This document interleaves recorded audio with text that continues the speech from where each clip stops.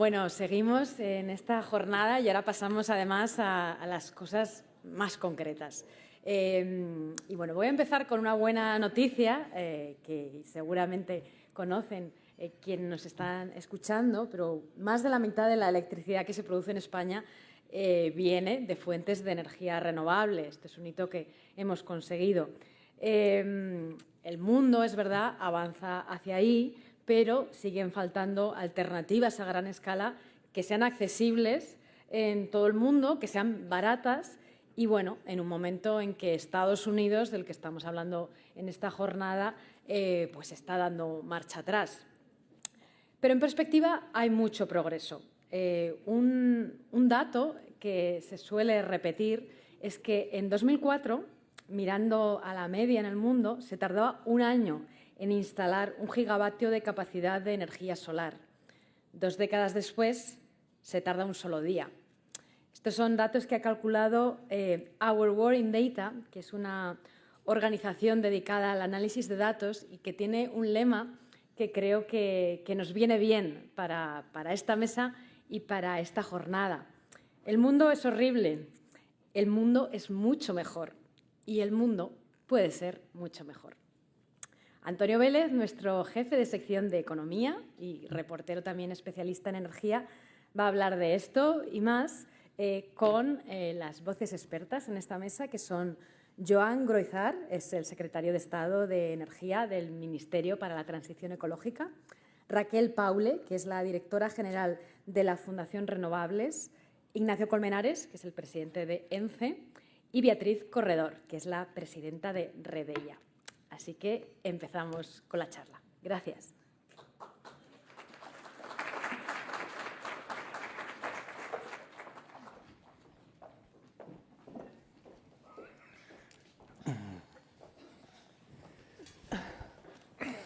Buenos días. Muchas gracias por acompañarnos. Empezamos con el secretario de Estado. Muchas gracias por estar un año más en este foro. La Comisión Europea acaba de presentar el Clean Industrial Deal o Pacto para la Industria Limpia. ¿Qué va a suponer esto para España y para los consumidores? Pues muchas gracias, Antonio, y gracias al diario por la invitación a esta jornada sobre fondos europeos.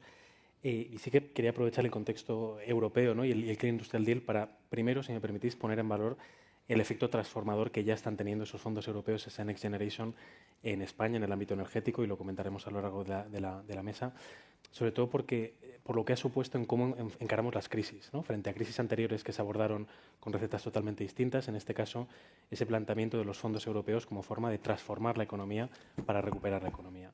Y esos tabús que se rompían, esos dogmas que se rompían sobre cómo se gestionan las crisis, vemos que al menos en este lado del Atlántico está consolidándose, ¿no? Alemania, por ejemplo, ese gran defensor de la llamada austeridad, en su momento acaba de cambiar su constitución para elevar el techo de gasto, para quitarse sus propias restricciones de inversión, para permitir inversión, entre otras cosas, en inversión verde, ¿no? Con lo cual, eso, al contrario que en otros sitios donde se defiende el desmantelamiento del Estado o esas motosierras, yo creo que Europa está planteando, ¿no? esa apuesta de lo público muy ligado a la agenda verde. Y eso nos lleva justo a ese pacto industrial verde.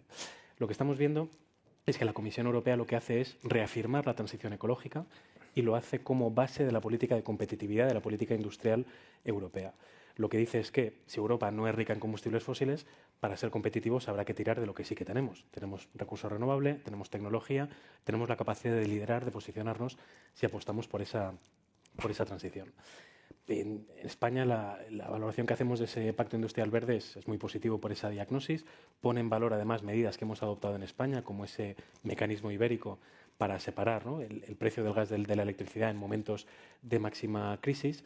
Y lo que hace ese Pacto Industrial Verde también, que vemos muy interesante, es armar nuevos esquemas de ayudas, nuevos fondos europeos para la competitividad y la descarbonización a nivel europeo. Eso para España es muy buena noticia. Igual que en el Banco Europeo del Hidrógeno son proyectos españoles los que han tenido mayor éxito, creemos que en ese tipo de convocatorias también lo podemos hacer. De hecho, estuvimos hace poco con sector industrial, sector energético español, justamente para eso, para coordinarnos, para aprovechar al máximo esos fondos. ¿Qué le falta si tuviéramos que pedir algo a la Comisión? Lo que fue coyuntural con el Next Generation entendemos que tiene que ser estructural. Si leemos a Mario Draghi, si leemos los análisis, tiene que haber una apuesta más estructural por una financiación auténtica a nivel europeo. porque si no, la otra cara de la moneda es que simplemente cada Estado miembro, cada país, en base a su margen fiscal, pueda pues, apoyar más, subvencionar más a su propia industria. Si empezamos a incrementar las diferencias entre Estados miembros y permitimos que las Francias, las Alemanias de esta Europa financien a su industria y esto genere un campo de juego distorsionado con respecto a nuestra industria, eso no es competitividad europea, eso se carga al mercado interior, ¿no? Con lo cual, oportunidad, transición energética como oportunidad industrial, un paso muy positivo, pero bueno, trabajo todavía por delante para que termine de ser redondo en la línea de lo que necesitamos. Beatriz Corredor, bienvenida.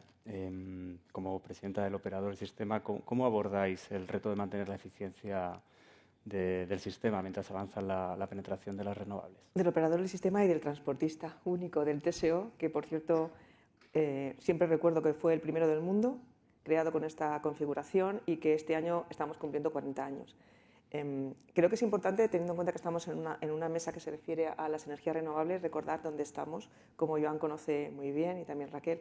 El año 2024 se ha cerrado con récord, doble récord en producción de renovables. Hemos llegado al 57% del mix procedente de fuentes renovables, es más del 10% respecto al año anterior y en el mes de marzo de este año, por hablar de datos de hoy, estamos más del 60%. Yo antes estaba mirando, por si no la conocéis, voy a hacer un poco de publicidad de nuestro libro. La aplicación se llama Redos, como suena, y ahí te podéis ver en tiempo real cómo está la generación eléctrica española. Y la generación eléctrica española, en este momento, tenemos el 72,86% de la electricidad procedente de fuentes renovables. No, perdón, acaba de cambiar, 100%. En este momento, sí, tenemos la solar fotovoltaica está ahora mismo al 66%, por ejemplo, porque evidentemente las horas centrales del día, cuando tenemos sol y una temperatura moderada, como también sabe bien Raquel, llegamos muy alto. Entonces, este récord tan absoluto de la integración de renovables tiene varias consecuencias. Una es que estamos bajando de forma muy significativa las emisiones de CO2. El año pasado fue el mínimo.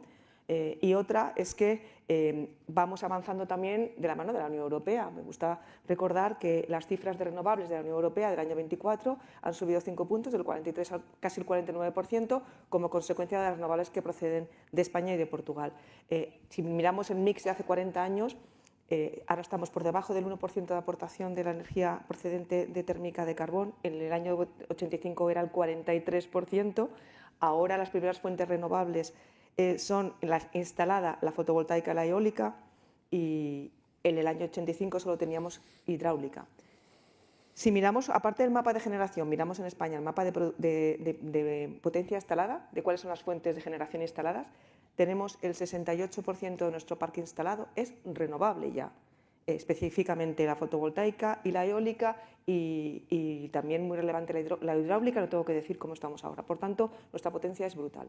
Ahora, claro, la energía renovable que estamos produciendo tiene que integrarse en la red, tiene que aprovecharse y esto es una obsesión para nuestro centro de control y lo es porque como no tenemos fuentes de energía, como bien decía el secretario de Estado, combustibles fósiles, hemos hecho de la necesidad virtud. Y cuando desde el año 2000 se empezó a desplegar todo el parque renovable en España, los ingenieros españoles, que son las mejores mentes del mundo, tuvieron muy en cuenta qué tenían que hacer en ese despliegue de renovables para que la energía se pudiera aprovechar. Y se creó el Centro de Control Eléctrico de Energías Renovables, el CECRE, que está en vigor desde 2006, que consigue integrar más del 98% de la energía renovable que se produce.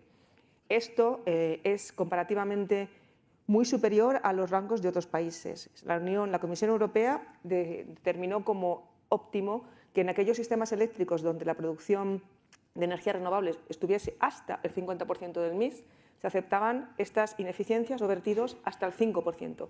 Nosotros estamos al 57%, ahora os podéis imaginar cómo estamos en este momento, y estamos vertiendo menos del 2%, estamos en el 1,6%.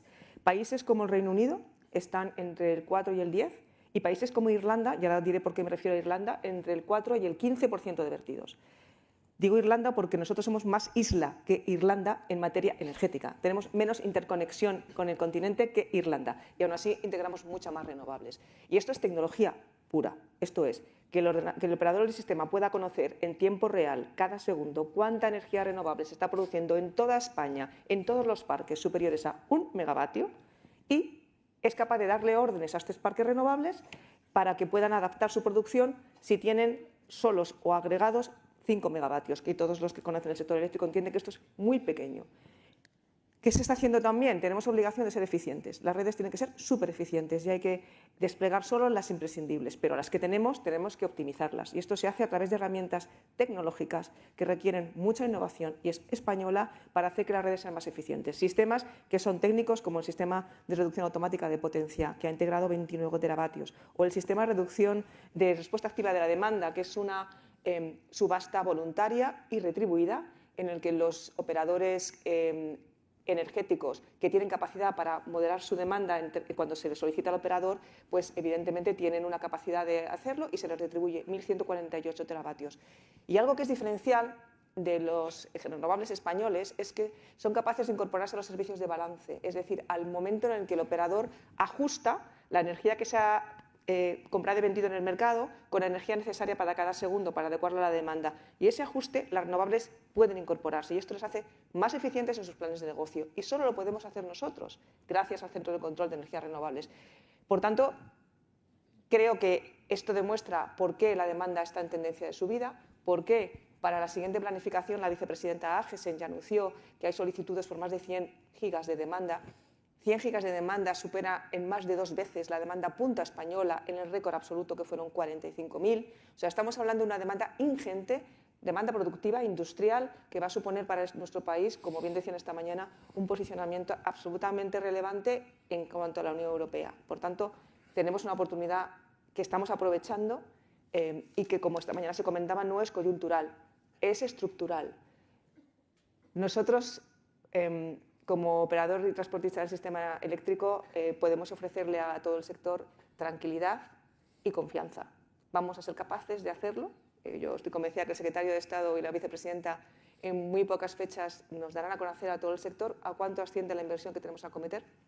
Pero yo siempre digo que nuestra hoja de ruta es el Plan Nacional Integrado de Energía y Clima y que la planificación es la caja de herramientas que vamos a usar para que lleguemos a esa hoja de ruta.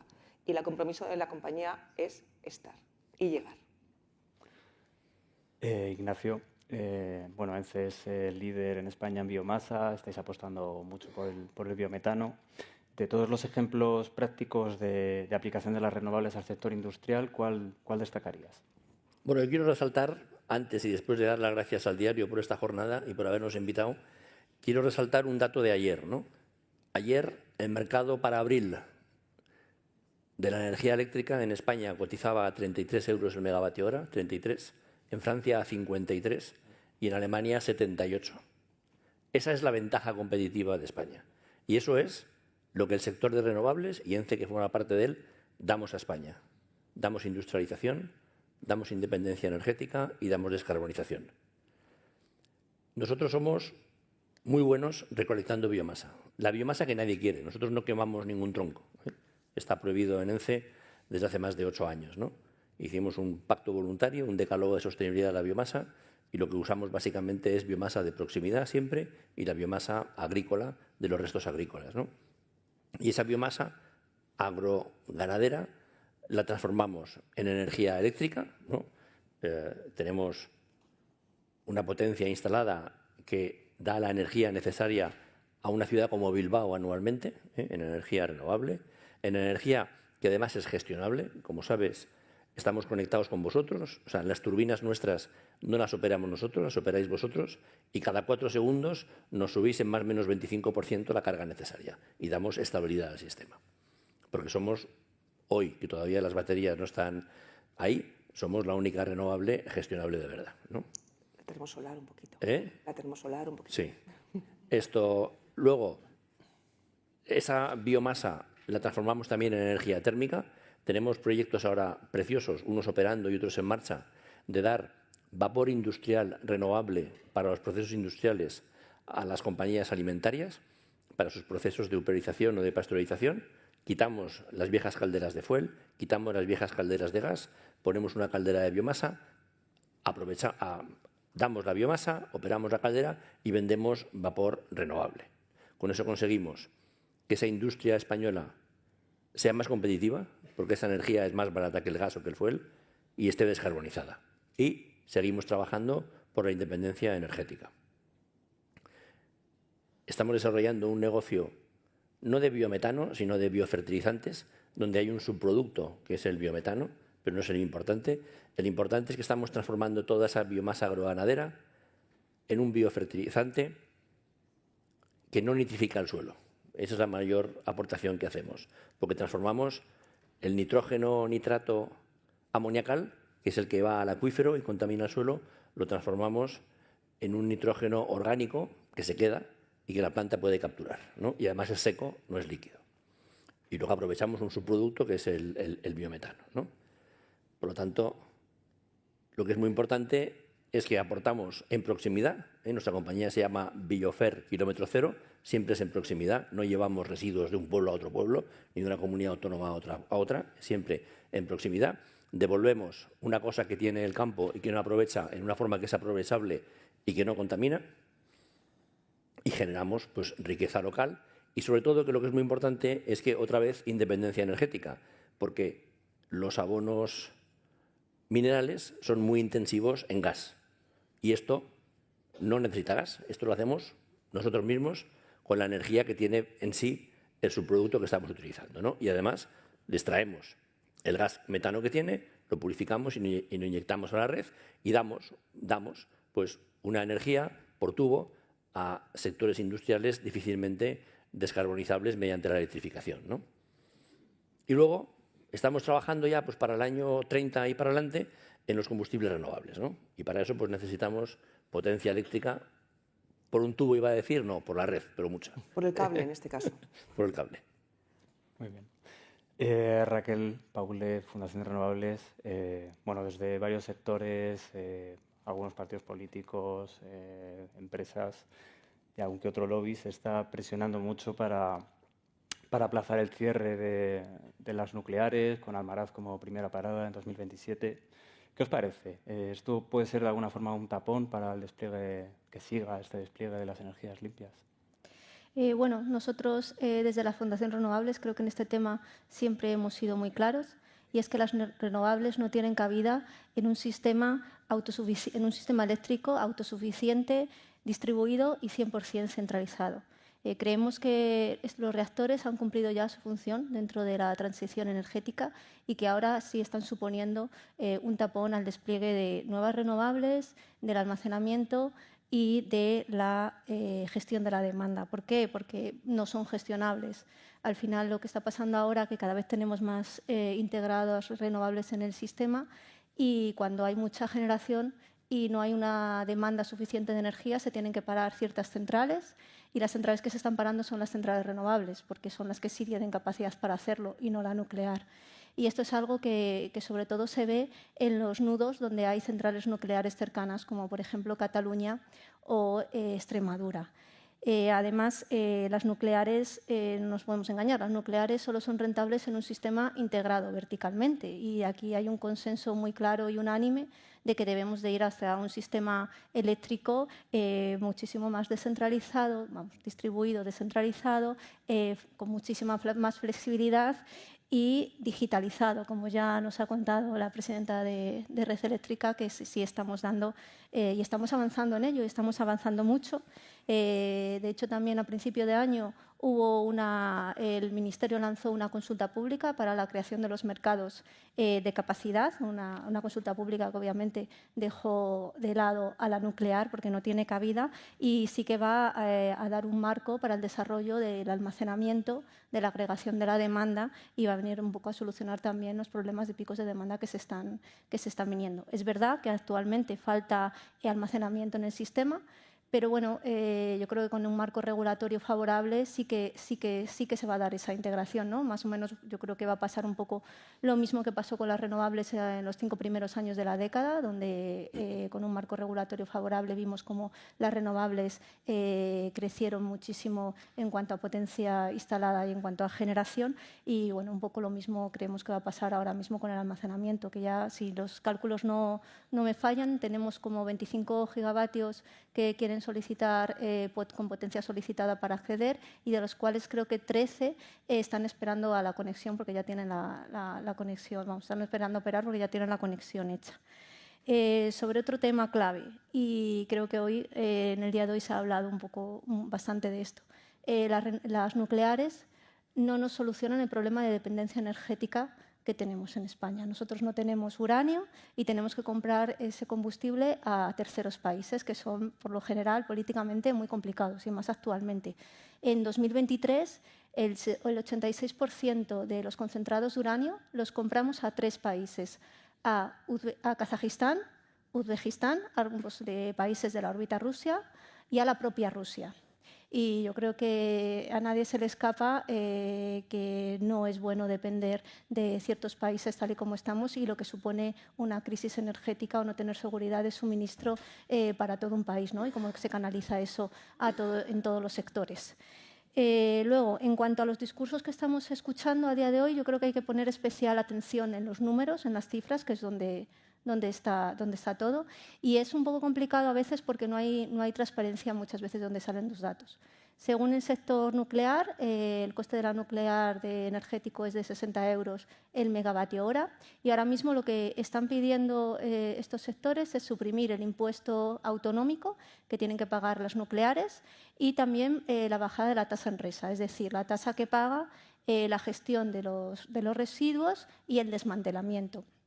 Una tasa que ya sabemos que con el dinero recaudado puede ser insuficiente, porque nadie sabe a ciencia cierta cuánto va a costar esto, ¿no? Cuánto va a costar un desmantelamiento. De hecho, en Alemania están empezando a ver cómo se disparan las cifras. Entonces, bueno, esto si lo añadimos a que quieren extender la vida útil, pues cuando una central que ya está programada de cierre tiene que extender su vida útil, tiene que hacer nuevas inversiones en seguridad, con lo cual lleva nuevas inversiones. ¿Sabemos cuáles tienen que hacer? Por ejemplo, Almaraz, que es la primera que está en la lista, no lo sabemos. ¿Sabemos cuál es la cuantía? Tampoco la sabemos. Y si al final alargamos la vida útil de las centrales nucleares, lo que va a provocar es más residuos y, por tanto, vamos a tener que gestionar más residuos y almacenar más residuos. Y esto es incoherente con bajar la tasa Enresa. Entonces, bueno, yo creo que es ahí donde está el debate, ¿no? Que se tienen que poner muy bien las cifras sobre la mesa y se tiene que informar bien a la población de qué es lo que está jugando y quién va a pagar esto. Secretario de Estado, mencionaba Raquel este sistema para dar firmeza al sistema eléctrico que sacasteis a consulta hace unos meses. ¿Para cuándo va a estar disponible y qué va a suponer? Este mecanismo de capacidad que estamos tramitando es una de las herramientas para conseguir justo lo que bien se estaba comentando ahora, ¿no? Que es antes la generación fósil pues, se podía gestionar mucho más, la generación renovable es autóctona, es la más competitiva, pero depende del recurso renovable en cada momento. Por tanto, el valor de esa energía es el momento en el que está disponible, ¿no? Cuándo está disponible para poder ajustar para que el sistema pueda cuadrar. Aquí que es imprescindible una demanda más flexible, más gestionable, el almacenamiento y renovables que tengan capacidad de ser gestionables. Una de las herramientas que estamos planteando para eso es el mecanismo de capacidad. Se terminó la consulta pública hace poco, están los equipos del Ministerio terminando de analizar bien todas las observaciones, las propuestas, y el mecanismo de capacidad lo que permite es que tanto la generación como el almacenamiento, como la demanda, puedan participar. Es decir, la industria, por ejemplo, que sea capaz de mover ligeramente sus consumos a distintos momentos del día cuando sea más óptimo, el almacenamiento que sea capaz de absorber y devolver esa energía a la red en los momentos adecuados, o la capacidad de generación que sea flexible en un planteamiento de subasta, una concurrencia competitiva, con lo cual de la forma más eficiente para los consumidores, ¿no? Esa es solo una de las herramientas que nos va a garantizar lo que llamamos firmeza, es decir, que cualquier pico de demanda que podamos tener quede perfectamente cubierto en un sistema pues, garantista como es el español, donde con tasas de cobertura de suministro, además, y lo sabe el operador y transportista del sistema, de los mejores de Europa, incluso del mundo. Si vienen centros de procesamiento de datos, si vienen industrias, si vienen nuevas demandas, es porque hay precios competitivos de la energía, pero por una calidad de suministro muy superior. Un centro de datos no puede permitirse ni un segundo de desconexión, porque su valor, el gran valor, es la continuidad. Un corte, un microcorte, una indisponibilidad de un momento, eso tiene un coste enorme para este tipo de negocios, y sin embargo en España es donde encuentran las mejores condiciones para eso, ¿no? Con lo cual yo creo aquí también reivindicar la calidad de las redes malladas, la cobertura de suministro, la calidad de suministro que hay en España. Pero como decía, es solo uno de los instrumentos. Por ejemplo, en el Plan de Recuperación, Transformación y Resiliencia hemos apoyado pues, más de 1,7 gigas de almacenamiento en baterías, más de 2 gigas de almacenamiento en bombeo, más de 40.000 instalaciones domésticas individuales de baterías en casas, en empresas asociadas a autoconsumo. proyectos de almacenamiento térmico también, ayudando a las industrias, esas industrias que utilizan calor, a poder ser más gestionables también. Y acabamos de anunciar hace poco 700 millones de euros más en fondos FEDER para almacenamiento. Aquí hay mucho debate, ¿no?, sobre si hace falta financiación pública para el almacenamiento. Yo creo que aquí hay dos cuestiones. Una, si miramos la diferencia de precios entre las horas solares, digamos, ¿no?, a mediodía, y otras horas más caras, probablemente muchos modelos de negocio el almacenamiento ya sale a cuenta, pero queremos hacerlo todo más rápido y mejor. Con lo cual, bueno, pues habiendo disponibilidad de fondos europeos, la idea es que esos números salgan en el máximo número posible de casos y, por tanto, aceleremos al máximo ese almacenamiento. Lo decía Raquel también, más de 20 gigas, es decir, tenemos más solicitudes de almacenamiento que quiere conectarse a la red eléctrica que el objetivo que nos hemos fijado 2030, ¿no? Con lo cual, entre lo que hemos venido apoyando, lo que vemos que se está conectando y lo que se está desarrollando, pues una confianza muy alta, ¿no?, de que esos objetivos que tenemos marcados a 2030 en almacenamiento y, por tanto, en un sistema muy renovable, muy gestionable, se puedan cumplir perfectamente. Beatriz, ¿cómo se está impulsando y adaptando la red de transporte a la revolución que afronta el sistema con tantas renovables por venir y ya presentes? Claro. Diría primero con expectación por aquello de la planificación. No, pero estaba pensando, conforme hablabais, que como os decía también Ignacio, la competitividad de los precios de la energía españoles para la industria están clarísimos. Para el consumidor final tú lo has citado, pero para la industria los PPA, los contratos a largo plazo de fotovoltaicos españoles, tienen un precio de alrededor de 38 euros, mientras que, por ejemplo, en Francia lo tienen 67, en Reino Unido 90. Esto quiere decir que para la industria es muy competitivo hacer este tipo de contratos. Y luego, si hablamos de autonomía, cuanto más capaces seamos de aprovechar nuestra energía autóctona, pues mejor para nosotros y mejor para Europa. Concretamente, según los datos de la propia Unión Europea, este último año el Pacto Verde ha supuesto dejar de importar 92.000 metros cúbicos de gas, 55.000 toneladas de carbón, y esto supone un ahorro para la Unión Europea de casi 60.000 millones de euros, con lo cual todo lo que avancemos en este tema, pues obviamente mejor. También para nosotros somos menos dependientes. Decíamos las redes, evidentemente creo que ya está bastante aceptado por todo el mundo, incluso, en fin, todo el mundo, incluso en el mundo ecologista creo que no hay duda, lo sabe bien Raquel, que está con nosotros y RGI en redes para renovables, que sin redes es imposible llegar a esto, ¿no? Las redes que sean estrictamente necesarias. La Agencia Internacional de la Energía ha calculado cuánto hay que invertir en redes a 2040, es por 4, y la Unión Europea también en el Pacto Verde, en el Green New Deal, en el Clean Energy Package y también en el plan específico sobre redes que está haciendo. Entonces, hay que hacer redes, las nuestras son las de transporte, es decir, la columna vertebral del sistema, el elemento neutral e independiente que da acceso a todos los operadores a esta columna vertebral y que, como tal, y esto siempre lo digo, no tiene influencia en el precio de generación de energía ni en el precio de venta de energía. La red tiene que desplegarse en tiempo y forma. Nosotros tenemos que ser capaces de llegar a dar las instalaciones para que los generadores puedan evacuar en la red y que los consumidores que requieren esa energía la tengan disponible. Hay una diferencia entre unos y otros, y es que cuando el generador se conecta a la red, existe esa capacidad de flexibilidad que hablábamos antes para el operador. Ellos pueden voluntariamente acogerse a sistemas para bajar o subir la potencia en determinados momentos del día. El consumidor no. Cuando tú das un consumo, un acceso a la red de transporte, que como sabéis son aquellos que superan los 50 megavatios, entonces ese consumo tiene que ser firme. Nosotros no podemos no dar la energía que nos hemos comprometido a dar. Y lo digo al hilo de lo que decía el secretario de Estado sobre los centros de datos. No tienen ninguna flexibilidad para el sistema porque hay que darle siempre esa energía. Necesitamos dos cosas para lograrlo. Una, visibilidad de la planificación que tenemos a 2030. De momento, para nosotros esto es algo que nos sirve para generar nuestro próximo plan estratégico, pero a día de hoy estamos ejecutando la vigente, que es 22-26, y las modificaciones de aspectos puntuales del año pasado, con lo cual trabajo tenemos. Y tenemos también pendiente este año la regulación que tiene que provenir de la CNMC, que tiene que fijar cuáles son las tasas que nos van a retribuir por nuestro endeudamiento, la tasa de retribución financiera, y cuáles son los valores unitarios que van a servir para valorar las obras que tenemos que hacer, ¿no? Para nosotros esto es muy relevante en un contexto internacional muy complicado para todos los operadores eléctricos, porque estamos todos yendo a demandar las mismas infraestructuras en unos proveedores que son muy limitados y que ahora mismo tienen una demanda totalmente inelástica. Pueden subir el precio lo que quieran y el mercado lo absorbe. Estoy hablando, como bien sabe Ignacio, de transformadores, de reactancias, de cables subterráneos, por supuesto de acero, de cobre, todo lo que necesitamos para trabajar y para crear este ecosistema, ahora mismo en el mercado europeo está muy caliente y necesitamos visibilidad para poder hacer los aprovisionamientos. Dicho lo cual, evidentemente el ritmo de inversión que estamos teniendo es récord. Sí me gusta siempre recordar que el año pasado, 2024, conseguimos invertir el triple que 5 años antes, hasta más de 1.000 millones de euros, y que, sin contar con la nueva planificación, nos hemos comprometido este año ya a llegar casi a 1.500 millones de euros de inversión en red de transporte en España, en nuevas, en repotenciaciones, en digitalización y en modernización de la red para garantizar que toda la renovable que entra se aprovecha. Por tanto, tenemos un reto considerable.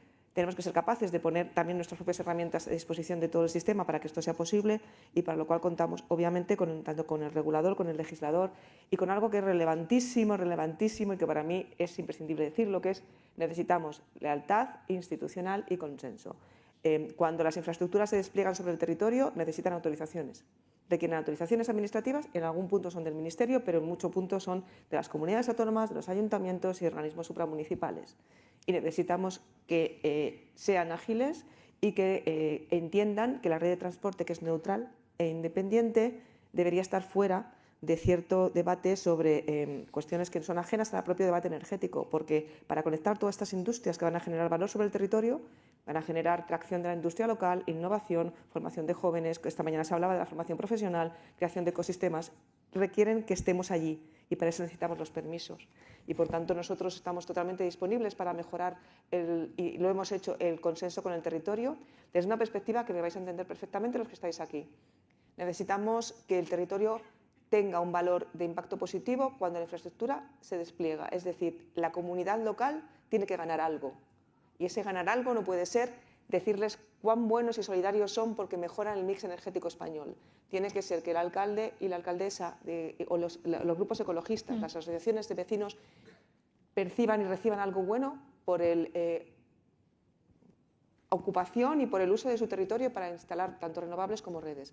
Y esto nosotros lo tenemos clarísimo. Cuanto más te acercas al territorio con humildad, más escuchas al territorio, a las organizaciones ecologistas, a las organizaciones medioambientales, pero también a los grupos que protegen los medios de economía del territorio, del medio urbano, más fácil es desplegar una infraestructura que sea buena para todos. Lo sabe bien Ignacio, estábamos hablando de la aprobación de la utilización de la biomasa y, por ejemplo, algo que no es intuitivo, tenemos mucho foco en la protección de los bosques en sentido amplio, de la custodia del territorio, porque tenemos, por ejemplo, convenios con todas las comunidades autónomas de protección de incendios, porque nuestras trazas van por medios muchas veces forestales y podemos ayudar a generar o a recuperar esa biomasa por medios que sean sostenibles y utilizar esa biomasa para otro tipo de industrias no contaminantes. Por tanto, hay un montón de sinergias que tenemos que explorar y para lo que obviamente no tenemos más remedio que contar con la regulación, que Joan se sonríe, pero sabe que lo tengo que decir, sin perjuicio de lo cual sabe que somos una herramienta leal, absolutamente leal al servicio de la política energética del Gobierno y también al servicio del resto del ecosistema industrial, que somos muy conscientes, porque somos una empresa cotizada, de que si no hay industria y no se puede ofrecer valor a los inversores y accionistas, pues las empresas no funcionamos, y también lo saben. Raquel, bueno, con este contexto global tan complicado, este nuevo inquilino en la Casa Blanca, esta ola reaccionaria, bueno, retirada de Estados Unidos del Acuerdo de París. ¿Cómo afecta esto, bajando a España, cómo afecta al sector? ¿Estáis detectando que haya ya proyectos que se estén parando de renovables? Bueno, lo primero, Donald Trump, de las dos candidaturas, de las dos veces que es presidente del Gobierno, las dos veces creo que en las primeras semanas ha retirado a Estados Unidos del Acuerdo de París. Obviamente, el negacionismo no nos libra ni de los impactos del cambio climático ni de las consecuencias. Ojalá fuera tan fácil, ¿no? Y salirse del Acuerdo de París va a tener repercusiones que van a sufrir tanto sus ciudadanos como su economía, porque al final está dando la espalda a políticas y a líneas de actuación que hacen que esas consecuencias, esos impactos se amortigüen, ¿no? Bueno, no está poniendo sobre la mesa ni políticas ni líneas de actuación que mitiguen y consigan adaptar a los territorios ante el cambio climático. Además, parece que tiene tanto él como su gobierno tienen una lucha interna con todo lo que tenga que ver con el clima y tiene una especie de hoja de ruta que está siguiendo. Ya ha eliminado todas las páginas web que hacen referencia al cambio climático, páginas web gubernamentales que hacen referencia al cambio climático, y ahora mismo pues, se está centrando en la NOAA, que es pues, prácticamente la agencia más importante para el estudio del clima a nivel mundial y que proporciona pues muchos datos muy necesarios para también terceras entidades y segundas y terceras entidades que están estudiando esto. Pero bueno, irónicamente, la NOAA también se dedica a medir un fenómeno meteorológico tan americano, ¿no?, como son los huracanes. Entonces, bueno, al final está dando la espalda a una realidad y va a tener un impacto social y económico dentro de Estados Unidos muy grande. Y volviendo, solo quería hacer un break en referencia a la política de Donald Trump, y volviendo un poco a la pregunta que me has hecho, bueno, yo creo que ahora mismo el sector renovable en España es un sector muy sólido, que está consolidado y que tiene una hoja de ruta que seguir, ¿no? Ese Plan Nacional Integrado de Energía y Clima marca mucho la hoja de ruta y da esa seguridad, y además tiene a la Unión Europea, ese respaldo de la Unión Europea, con todas las políticas y esa necesidad de ser autosuficiente, con lo cual no creo que lo que esté pasando ahora mismo al otro lado del océano esté afectando directamente al sector. De hecho, a lo mejor probablemente vemos algo al revés, ¿no? Que con ese volantazo de Donald Trump y esa inestabilidad en el IRA también y en apoyo a ciertas políticas de renovables y demás, pues puede incluso haber una fuga tanto de trabajadores como de empresas desde Estados Unidos hacia Europa, que bueno, que si Europa puede saber aprovechar, pues puede ser muy ventajoso. Luego, si miramos un poco qué es lo que ha pasado en el sector en estos últimos años, bueno, un poco yo creo que ya lo han adelantado tanto el secretario de Estado como la presidenta de Red Eléctrica, pero bueno, más o menos si nos ponemos, ahora mismo contamos con 86 gigavatios de potencia renovable en nuestro país, que si nos miramos a cómo estábamos en 2019 supone un crecimiento de más o menos el 56%, con lo cual es una cosa muy positiva, va a un buen ritmo. Lo que pasa es que si vemos lo que ha pasado en el último año, en 2024, sí que hemos visto una ralentización de la instalación de las renovables, cosa que necesitamos volver a ritmos anteriores para poder conseguir los objetivos marcados en el PNIEC a 2030, que para la fotovoltaica creo que son 76 gigavatios. Ahora mismo tenemos unos 33, algo más de 33 gigavatios instalados, con lo cual, un poco con la cuenta a grosso modo, salen como unos 8,6 gigavatios que tenemos que instalar de fotovoltaica al año. Y más o menos con la eólica más o menos ocurre más o menos lo mismo. El objetivo de la eólica eran 62 gigavatios de eólica terrestre más 3 de eólica marina. Ahora mismo creo que son unos 32 gigavatios de eólica terrestre, entonces más o menos sale como unos 6 gigavatios de instalación de eólica anual. En la eólica, digamos que existirían dos mecanismos, ¿no? La instalación de nuevos parques, que es obvio, y luego la repotenciación. Ahora mismo estamos llegando al final de la vida útil de algunos parques, de los primeros parques que se construyeron en nuestro país. Entonces, se van a quitar máquinas muy antiguas para poner muchas máquinas muy antiguas, para poner pocas máquinas modernas, porque estas máquinas son más grandes, tienen más áreas de barrido y funcionan más horas y son más eficientes. Entonces, con menos aerogeneradores conseguiremos más energía. Y aquí sí que necesitaríamos una facilidad y una simplificación un poco administrativa para que estas repotenciaciones se hagan en el menor tiempo posible. En cuanto a la ralentización, el por qué, bueno, pues yo creo que un poco hemos dibujado qué es lo que está pasando en el pool eléctrico. A medida que las renovables se van integrando en el pool, estas hacen bajar el precio del mercado. De hecho, en 2024 creo que más o menos hubo un 10% de las horas en las que el precio fue o negativo o de 0 euros, y eso al final hace que el precio medio del mercado en 2024 pues, se sitúe en lo que han comentado anteriormente, unos 63 euros el megavatio hora, que es un precio muy bajo. En 2023 creo que fueron algo más de 80, 86, 87, con lo cual, pues, a medida que ese precio del pool va bajando, pues la rentabilidad de las nuevas plantas también. Entonces, ¿qué es un poco lo que hay que hacer aquí? pues bueno, tenemos que trabajar también en un cambio en el mercado, porque al final estamos bajo las reglas de un mercado que estaba diseñado para los combustibles fósiles y que ahora mismo para la integración de más renovables no funciona. Entonces tenemos que avanzar en la creación de nuevos mecanismos y nuevas formas que faciliten esa integración de renovables en el mercado. Y la segunda pata, que es que tenemos que aumentar el consumo de electricidad en detrimento del consumo del petróleo y del gas. Es decir, que tenemos que comenzar a ponernos muy serios a electrificar nuestras demandas de, sobre todo, movilidad de la industria y de las calefacciones, porque al final de nada sirve tener un sistema eléctrico 100% renovable si este sistema eléctrico supone el 25% de las necesidades energéticas que tiene nuestro país y que el otro 75% esté potenciado por el petróleo y el gas. Y se diría que, a lo mejor, que ahora mismo pues, serían también las cosas pendientes a hacer en lo que queda de década. Ignacio, en la pata de energía habéis entrado en combustibles renovables, tienes una plataforma de producción con CO2 biogénico en Mérida, en Huelva y en Puerto Llano. ¿Qué expectativas tenéis? Sí, yo creo que son muy importantes, ¿no? Yo creo que al hilo de lo que tú estás diciendo, tenemos que ir electrificando pues, la economía, electrificándola. Si tenemos una energía renovable en cabecera, pues seremos más competitivos, ¿no?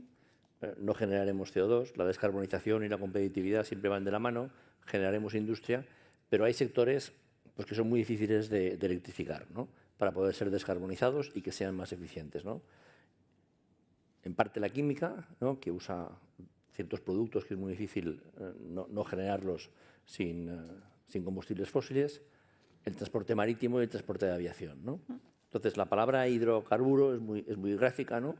Nosotros, pues mezclando hidrógeno verde con carbono verde, pues generaremos combustibles renovables, ¿no?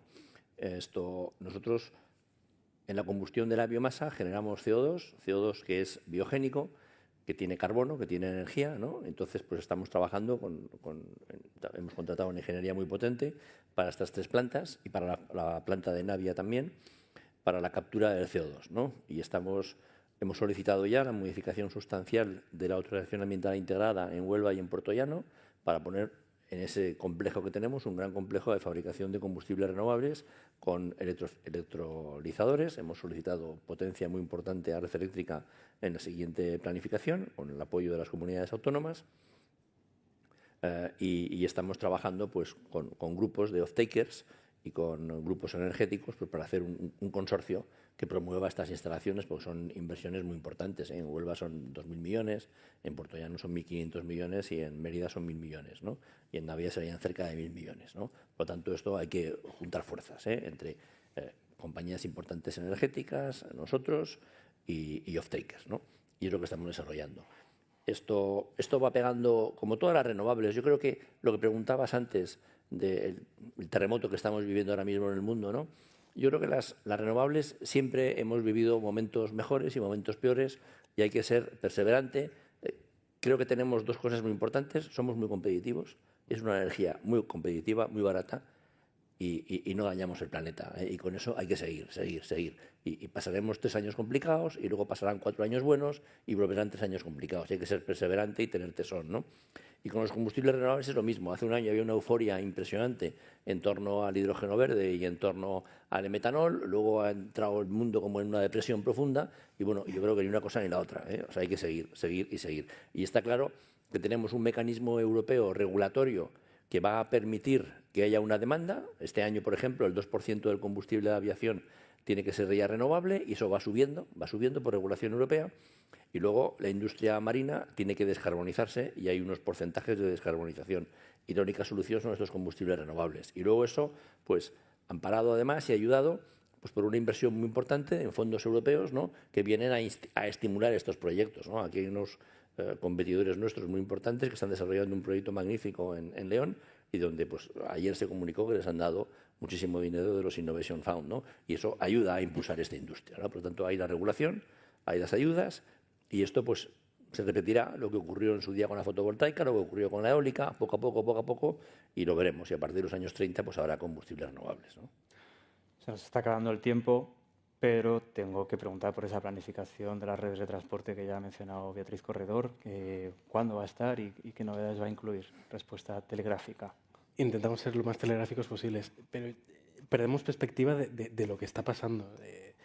Cuando decimos que España es un país muy atractivo por las renovables, por la garantía de suministro, de verdad que no nos hacemos a la idea de lo que estamos viendo.